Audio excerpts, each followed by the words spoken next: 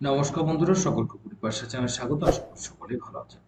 বন্ধুরা, অবশেষে প্রাথমিকে 32,000 শিক্ষকের চাকরি বাতিল মামলার শুনানির দিন ধার্য হলো।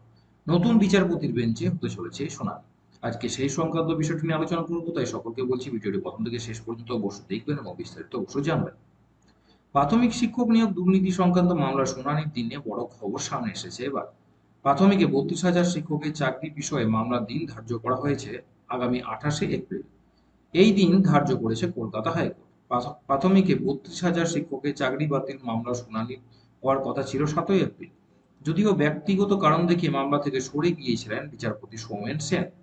এবার গুরুত্বপূর্ণ এই মামলার শুনানির তারিখ দেওয়া হলো। মামলাটির শুনানি হবে আগামী সোমবার 28শে এপ্রিল।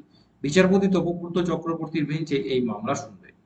এর আগে বিচারপতি সেন মামলা থেকে সরে দাঁড়াতে মূল মামলাকারীদের তরফে আইনজীবী ফিরদৌস শামীম আদালতের দৃষ্টি আকর্ষণ করেছিলেন। অবশেষে সোমবার এই দুই জানিয়ে দিল উচ্চ আদালত। এই মামলার উপরে নির্ভর করছে 32,000 প্রাথমিক শিক্ষকের চাকরির ভবিষ্যৎ।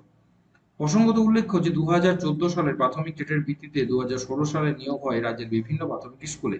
সেই নিয়োগে ব্যাপক দুর্নীতির অভিযোগ ওঠে। কলকাতা হাইকোর্টে মামলা দায়ের করা হয়।